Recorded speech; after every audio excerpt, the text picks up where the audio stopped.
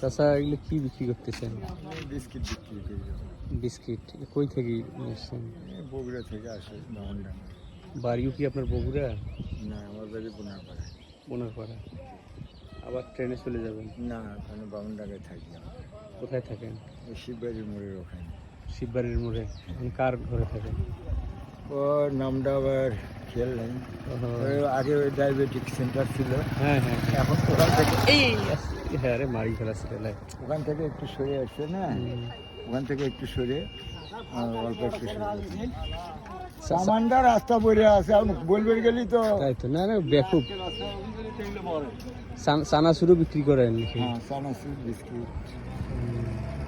সে পাশেই তো থানা। হ্যাঁ, উনিদের সাথেও খুব ক্লোজ বুঝছেন না, আঙ্কেল থাকেন, কোনো অসুবিধা হবে না, ইনশাল্লাহ খুব ভালো থাকি দেবো। বোনারপাড়া তো এখন বোধহয় ইয়ে আসছে, মানে আপনার সাগাটার যে হেড কোয়ার্টারটা তখন বোনারপাড়াতে নাকি? হ্যাঁ হ্যাঁ হ্যাঁ, অফিসে আমার বাড়ি বোনাপাড়ার থেকে অনেক দূরে দেবো। কোন দিক? বোনাপাড়ার থেকে আরো দক্ষিণে, 12 থেকে 5 টাকা ভাড়া। গাইবান্ধা ডিস্ট্রিক্টে তো আপনি? হ্যাঁ, গাইবান্ধা ডিস্ট্রিক্টের সাগাটা থানা, ওটাই লাস্ট থানা, বুঝছেন, ওটাই লাস্ট থানা। আপনার নাম কি চাচা? আমার নাম মোহাম্মদ আজিজুর রহমান। যাক, এই বয়সে তাও কর্ম করতেছেন, ভালো। বাবারে কর্ম করার কথা নয়, কিন্তু খুবই একটা দুঃখের করে কর্ম করছে। ছেলেটা ঢাকা চাকরি করছে, ভালোবেসে বিয়ে করছে ওই যে মরজাল স্ট্যান্ড, ওই ভৈরবের কাছে, ওখানে বেলাবো থানা। করার পরে ওই সম্বন্ধী কিছু টাকা পয়সা হয়েছিল, 4-5 লাখ টাকা নিয়ে সৌদিত নিয়ে যা আটকে রাখছে, বুঝছেন।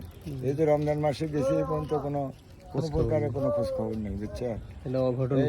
বুঝছেন, এখন মনে করেন আকামাও হয়নি, শরীরটা কেমনে আসবে, কেমনে কি করবে, বুঝছেন। দুঃখত করে সারাদিন তো ভারবে, রাত্রে তো ঘুম ধরে না। ঘুম ধরে না।